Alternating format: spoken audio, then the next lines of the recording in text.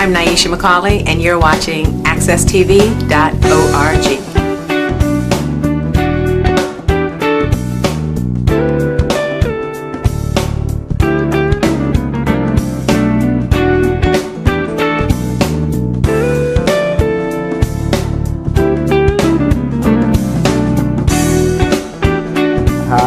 I'd like to welcome everyone to the challenge. It's great to be sitting back in this chair. I've been away for a while, but we have a real special segment that we're going to do today about a very interesting topic that's not widely discussed, but it's, after speaking to this gentleman, it's very prevalent in today's military, and he has an interesting piece of information to share with us today. Hopefully it'll open up your eyes. It is some adult content, so if you have small people, we would say to maybe let them miss this episode. So we're going to get right into it. Today I have Preston. Preston, how are you doing today? I'm blessed by God's grace and mercy. Thanks for asking. All right. So retired, disabled veteran. How long were you in the military? Well, I was in the military 9 years, 2 months. All right. What was your specialty? I was a Army medical specialist. All right. So let's go back, because we like to take it from the beginning. Where were you from originally? I grew up in Long Island, New York. My dad retired out of California in 1963, and we moved to Long Island, New York. And so I grew up in Long Island. My dad retired. My brother served also in the military. He retired as well. So. All right. What branch were you in? I was in the Army. All right. So you went in right out of high school? I went in right out of high school. I was 17. I turned 18 years old in basic training. I went to basic training in Fort Dix, New Jersey. All right. So that's how you were in Long Island because of its proximity to Fort Dix? Well, my dad retired. That's where my dad settled after he retired. Okay. From the Air Force, and so I grew up in Long Island, New York. What was that like, Long Island? Long Island was great. At the time, it was upper middle class primarily that lived in Long Island, New York. Mm-hmm. It wasn't crowded. Most of the crowd was in New York City. So Long Island was very quiet. You could leave your front doors open at that time. Right. That would be back in the 1960s, 1970s. So. Considered a suburb. The suburbs. All right. Yes. So you went in the service right out of high school? Yes, I did. All right. Now, why did you choose the Army? Well, the Army, I just felt the Army was a better fit for me. My brother was in the Army, and I had went to Germany in 1974 to see him. And I liked the Army, and so I figured the Army would be better for me. It's a better fit. Just for a time frame, when did you go in? I went in 1976. I enlisted. In 1976? In 1976. And you liked it? You said Loved 9 years. My intent originally was to stay in and do 20 years, but I had marital issues with my first wife, and so I figured if I got out, that those issues would be resolved, and they weren't. So I wound up, divorcing her. But that's the reason why I got out after 9 years. Okay. My intent was to stay 20 years. Now you do have the disabled part, so that's we're going to talk about that. Why do you have that disabled vet status? Well, I have a titanium plate in my neck at C5 and C6 from an old Army injury. I got hit with a tank hatch in Germany. And also, I had post-traumatic stress from being sexually assaulted in the military by Jeffrey Dahmer. All right. So the first part, what's the tank hatch? Because we have people out here that don't have the military. If you know what a tank is, medics, we rode in APCs, armored personnel carriers. So it's a metal piece of equipment on tracks that weighs approximately 26,000 pounds. And so you have a hatch that is supposed to secure down so the cargo or the men can stand up and look out as you drive. So when they applied the brakes, it wasn't secured, and it fell and hit me across the shoulder and knocked me unconscious. So over the years, your spine develops more and more bone, and it pressed on my spinal cord, and they told me if I didn't have surgery that I would have wound up being quadriplegic. All right. So I had to have that surgery in 2010. So that's part of my disability. Oh, to get the plate put in there? To get the plate put in and get the pressure off the spinal cord. So I have pain down the arms from time to time, loss of grip, strength in the hands. There's some days where I can't hold a pencil very well. So. All right. All right. So for the most part, the surgery helped, but Yes. you experienced some pain. Right, you have residual. All right. So then the other part you brought up was Mr. Dahmer, Jeffrey Dahmer, and for those who don't know who that is, when was he passed away in prison not too long ago, right? Well, Jeffrey was murdered in prison November 28th, 1994. 1994. Right, he was caught in 1991, but a lot of people don't know that Jeffrey Dahmer actually was a soldier in the military. See, when you say the name Dahmer, people know that name, but they don't know he was in the service. He was in the service in 1978 or 79, excuse me, until they put him out in 1981. So when he came to my unit, I was asked by my sergeant to train Jeff, and we were out on a field exercise supporting armor, the armor, excuse me, and the last couple of days of the exercise, my vehicle broke down. And I'm gonna stop you right there because I want to take our listeners kind of on a journey, because you're in a current production called Justice Denied. Correct. So, and we'll revisit the your relation and your interaction with Jeffrey Dahmer, because it's an important part of the overall story. But if you just want to, what is Justice Denied? Justice Denied is a film. It's the men's films. Each individual in the film was sexually assaulted in the military in one form or another. There's one individual that was actually assaulted by a female, but for the most part, it was man-on-man rape in the military. And so our film is designed to bring awareness to the public that, yes, women get raped, but men get raped as well. And in the year 2010, fiscal year 2010, there was 19,000 sexual assaults. That's Department of Defense numbers. And the next year, those numbers went up from 19,000 to 26,000. Half of those assaults are men. And so our film is designed, number one, to bring awareness to the public. Number two, to have those victims be willing to come forward to seek treatment and get help. And number three, we need to overhaul the system because the current system is not working. Which in my case, my offender was let out into the public and went on to murder 17 people. Right, and that's definitely an integral part. Staying with the Justice Denied project, how did that come about? Someone just took the initiative to say that this needs to become, and for those who don't know, Justice Denied is a film about this entire topic that we're discussing today, and as it comes out and it's made available to the public, we encourage people to take a look at that. It's very interesting. The part I wanted to ask you about, the Justice Denied part, and your involvement just in the Justice Denied, how did the people in general, you mentioned a few other males, how was everyone brought into that project? Okay, well, what happened to me is there was a link through Facebook. Jerry Lynn Matthews is a social worker in Albuquerque, New Mexico. Her husband, Michael Matthews, was also raped in the military 30-some years ago. And one day, his therapist asked him, says, hey, why don't you tell me about your rape? So he kept that from his wife for over 30 years. And at that time, they decided, the two of them, that they would get together and they would do a film. Just on his story? No, on everybody. So what they did is they sought out male victims. Mm-hmm. Anybody that may have been sexually assaulted was invited to participate. In my case, I said yes. But how did they, and let me fast forward, I understand all the way up until they sought out, how did they come in contact with you? How did you come in contact with Jerry? Jerry Lynn? Yeah. It was put out. It was sent out to anybody that may have been sexually assaulted. Oh, you in the military came across your preview. Correct. And so what happened was, I said I would do it. Other males said that they would be involved. In some cases, they went to the individual. In my particular case, I went to Albuquerque twice.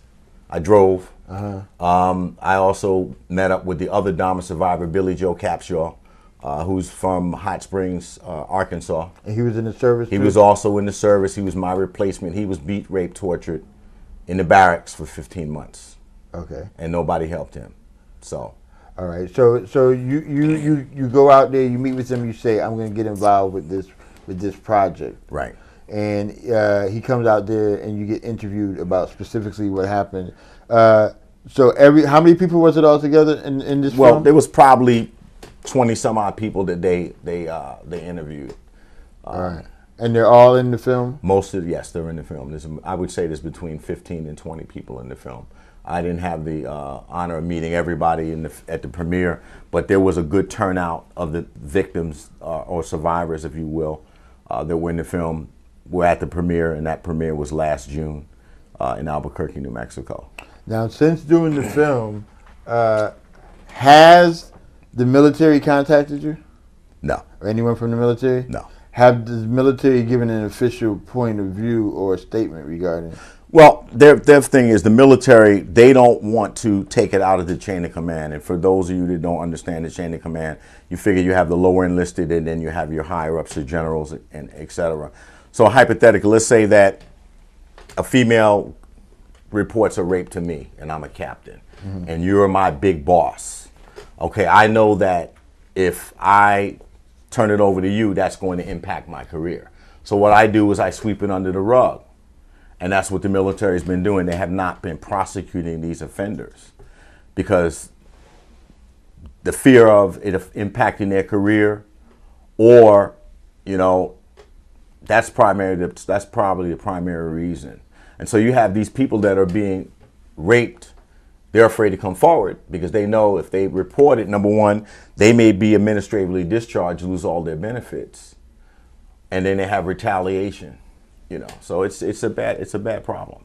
So in your specific case, was your incidents reported while you were still in the service? No, most people, if you look at the statistics, most people don't report. Women don't report. And so it's much harder for a man to report because of the stigma. So you specifically, you have an event, and we're going to get in depth in the event, and it happens and you don't report it, and I say, in 2014, why? Well, the thing, in my particular case, I had no recollection of the event because I was drugged. Okay. I started having nightmares in 2009. Okay, started having nightmares about Jeff, started having nightmares about, being assaulted, anger issues with my first wife, etc. So when I put my claim in, excuse me, my claim was granted. Then I started to do more. When you say you put your claim in? My claim in for PTSD, post-traumatic stress, due after to military sexual assault, right. Okay. So I filed my claim in 2009. Okay. Okay, which is when the latter part of 2009 is when I realized I had been raped. And I started investigating and looking at my records. I found out that throughout my 9-year career, I had rectal issues. I had hemorrhoids that would flare up periodically from time to time. Okay, I also found that after my claim was granted that I was mentioned in a book called The Shrine of Jeffrey Dahmer that was written 1 year before Jeff was murdered in prison. It talks about a altercation that we had where Jeff was put out in the snowstorm, came back 4 hours later, had blood on his hands. So this is all stuff that I found out about after I put my claim in to substantiate what happened to me. So did the military have any documentation as far as any incidents with Jeffrey Dahmer during his time in the military that you? There was no issues other than myself while I was there. Once I left, Billy Capshaw was taken in immediately and, like I said, beat, raped, tortured. Soldiers that worked under me did nothing. Okay, Jeffrey Dahmer was being investigated for 3 to 5 murders. In the military? In the military by criminal investigation division, CID, and Billy Capshaw was still allowed to remain in that room with him. And this is in the United States? This is in the United States Army. So we're talking 1980, February of 1980, okay, where Billy was beat, raped, tortured, and nothing was done. Okay, so my thing is the military had to know. They had to know. It's just that they didn't care. You know, we could talk about other cases if you wanted to get into that. No, I mean, we're almost out of time for this segment, and I really appreciate your candor about this topic. I know it's difficult to go back so far into something so traumatic. We're going to continue on in the second half with the specific accounts of what happened and how life is today. And let me just say that you were discharged honorably from the service? Yes. All right. Yes, I was. And when did you get out? I got out May 22nd of 1986. My last duty station was Fort Bliss, Texas, which is in El Paso. Right. I was a medical instructor. All right. So, Preston, thank you so much for coming in. Really appreciate the conversation. Again, there is a part 2 to this discussion. We look forward to everyone taking a look at that. We're going to get into an in-depth conversation of everything that happened during Preston's time in the service. Thank you.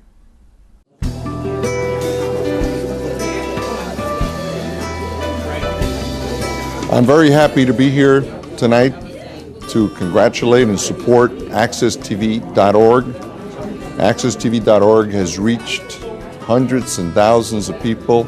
It's done a great job informing the community about important issues in our city, our state, and our nation. I congratulate Stan McCauley and Naisha for the job they've done. And now with their new format, which will reach many more people and which will be available through many more formats, the future is very bright for AccessTV.org. Congratulations, and may you continue your mission of informing our community. Thank you very much.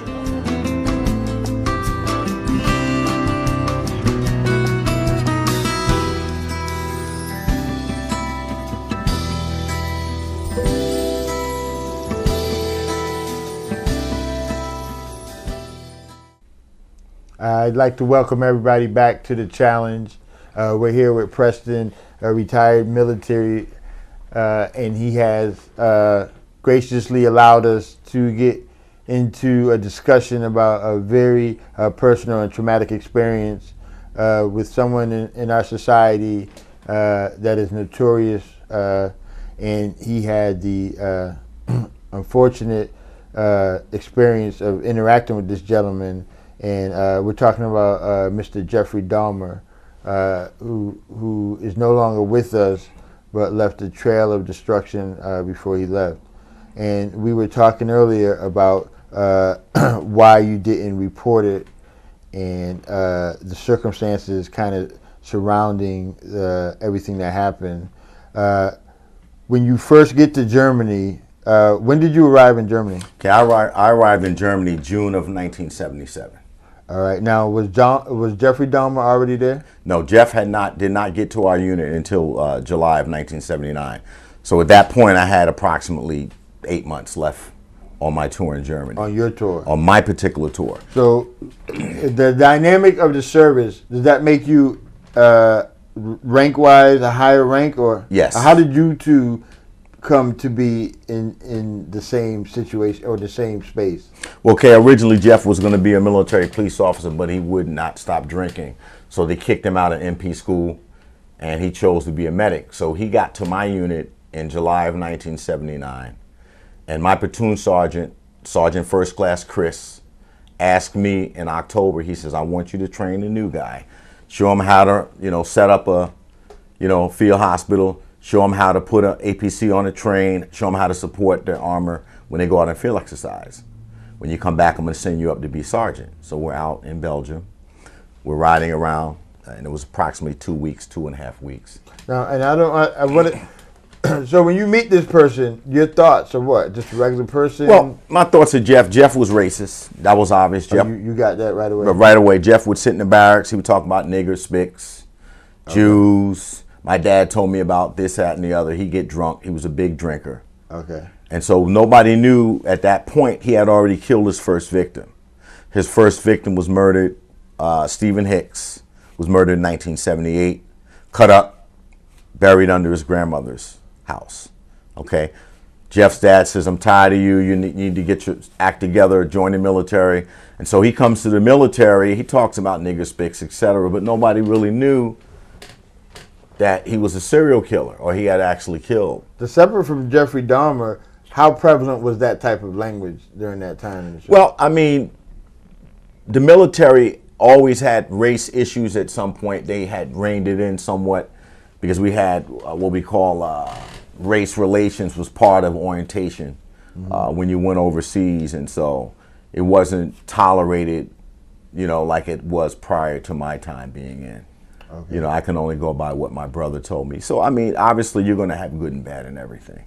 All right. You know, but for the most part, the services, diversity is a good thing. And a big part of Jeffrey Dahmer's crime was to render someone unconscious. So as far as your training, how much of your military training would give someone the knowledge as a medic to be able to knock somebody out? Well, Jeff basically used the medical training he had to fine-tune his skills. In other words, he used ketamine, he used Ativan, but when he got out, he was able to mix sleeping pills or sleeping concoctions that would render you unconscious as soon as you drank it. And then he simply could murder you, cut your head off, dissect you, whatever he wanted to do, which is what his MO was. Right. The only reason I believe Jeff did not kill me was because we were out on a field exercise and he was new in the unit. He did not know how to read a map. He did not know how to operate a track. You know, and we were so far away from our home base. We're out in Belgium. And that's, I believe, the only reason why Jeffrey did not murder me. But people that I know that follow me said that he would always say, you know, after I left, I wish I had killed that nigga when I had the chance. So other people in the unit. Right. So your personal interaction was what? Friendly, unfriendly? No, it wasn't. I didn't. Strictly professional? It was professional. I didn't care for Jeff because Jeff was a racist.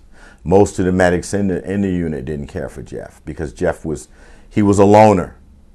He stayed to himself. He would stay in the barracks. He would drink.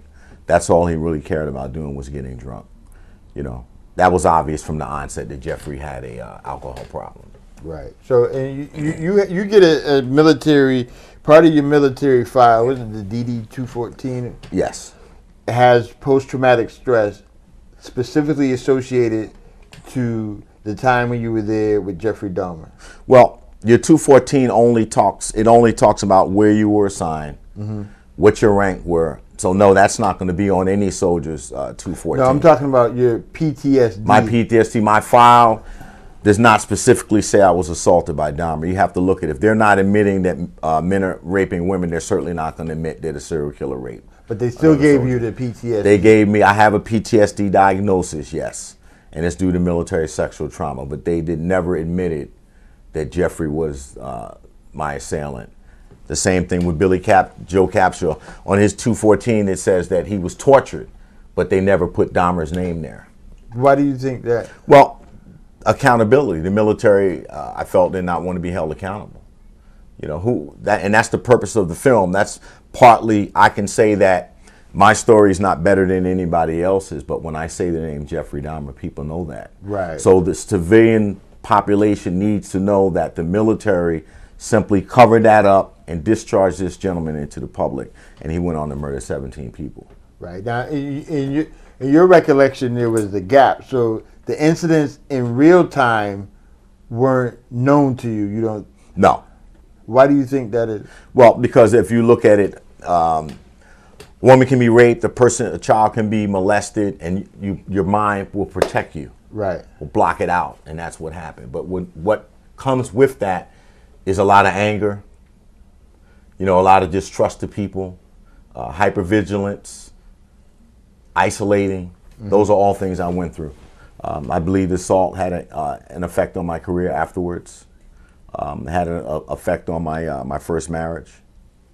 So that's just part of it, and that's why we're trying to get this out so these victims can come forward, seek treatment, right? Get the help they need. And the third piece of that is we need to overhaul the system.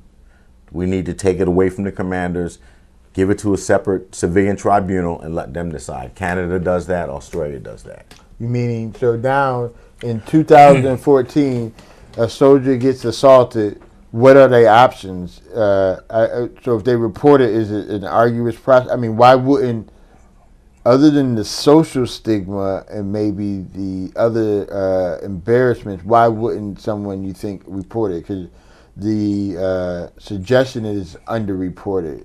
Well, it's underreported because, number one, they're retaliated against. They're threatened. You know, they're called gay, they're called women, oh, you're a slut, you're a whore, you're this, you're that, or you're a liar. And in most cases, in some cases, they're told, well, if you mention it again, we're going to administratively discharge you. Now, administratively discharge means you get a dishonorable discharge. If that happens, those soldiers, number one, they get a dishonorable discharge, so that impacts their civilian sector of employment, and number two, they can't seek or they're not entitled to any benefits. And so that's what's happening a lot. In most cases, they're not. Just the fear of being re-traumatized, re-victimized is a better way to put it. Yeah, but I guess what about the evidence? That would be part of the entire reporting, wouldn't it? Interviewing and investigating, or you don't think that the military is concerned enough with this to put forth the proper effort? I don't think the effort's being put forth. I really don't think it's being put forth. You know, if you have a low enlisted female or a low enlisted male, an E1, 18-year-old kid, I'll give you an example, that goes in, and they're sexually assaulted by a group of men, and they report it. If that commander chooses not to take it any further, it doesn't go any further. Right. And that's what's happening. That's what's happening. They're just sweeping it under the rug. You know, I want to mention while I'm on camera, one of the cases I'm very interested in is Lavina Johnson. Lavina Johnson, 19-year-old black female, was murdered in Iraq, 2005, shot in the head, set on fire, acid poured on her genitals, and they told her family that she committed suicide. That case, you can look up Lavina Johnson, Google it, watch the story. It's a travesty. So that's what drives me. That's the fire I have in me to get this law changed, to speak for those victims that can't speak for themselves. So she's no longer with us. And what was the official claim? A suicide? They tried to pass it on to her family that she committed suicide. So you have a little 20-year-old female that talked to her family the day before she was murdered, and the next day she turns up dead in a contractor's tent. Gunshot to the head, like I stated, acid poured on her genitals, set on fire, and they passed it off as a suicide. I had the pleasure of talking to her dad, Dr. Johnson. He's down in Mississippi. He's been fighting since 2005 to get justice for his daughter, and we will get justice. We will get justice. So that's still an ongoing. That's ongoing. That's one of many cases of suspicious deaths of women. Because I want to be on film saying that I totally support the women. You know, totally support the women. All right, that have been raped and killed. So someone that's listening to this story and listening to your experience in the military, and you're right, the name Jeffrey Dahmer is very well known, and they say they don't believe it. What would you say to that? Well, I have a lot of evidence. Like I said, I have a book that I'm mentioning that was written in 1994 by Brian Masters. He's an author in London, and it mentions me by name. So and you're saying that he spoke with Jeffrey Dahmer, or? Well, Jeff was interviewed. Soldiers that I was in the service were interviewed. Now you're finding that the confession reports of Dahmer's was 159 pages, I believe.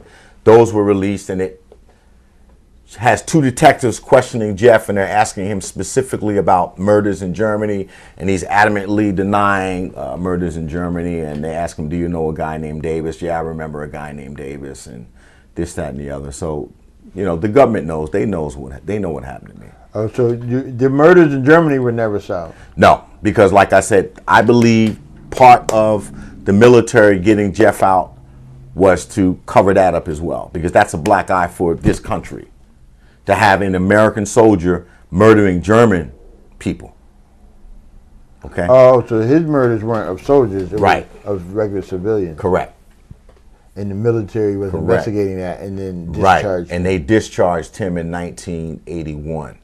Okay, right into the public, and Jeff murdered 17 people before he was caught. So we're talking a period of when he was caught in 91, right? 10 years. We're looking at a decade where Jeff went on a murderous rampage in Milwaukee. And 17 were known. Correct. They got him for 17. And those, did he confess to all those? Yes, he did. Jeff confessed to 17 murders, and the majority of them were black. So when you came out in 2009. Yes. So when the whole Jeffrey Dahmer incident was coming to light and being made known, did you have any feelings about it at that time, or you were still unaware? Well, actually, kind of had a feeling. I knew, like, when they caught him, that I had served with him. Okay. But it really didn't dawn on me, what had really happened to me until later on, when I started having nightmares and flashbacks and things of that sort. So your incident, was it one incident, or you think it was repeated? No, mine was, he only had one shot at me because we were out in the field for 2 weeks. Oh, okay. Okay, and like I said, the last couple of days of the exercise, our vehicle broke down. We were towed to the train station, and that's when he drugged me and was able to assault me. Whereas my replacement, Billy Capshaw, was isolated in a room in the barracks with this individual and suffered repeated rapes, repeated beatings, and nothing was done. But he never reported it. He did report it. Oh, he did report it. And nobody helped him. Oh, okay. And those names of those soldiers that did not help, that will come out later. I'm not going to mention names during this segment. But these were gentlemen that worked with me and under me when I was there. You were in the service. When I was there, because I left February 4th of 1980.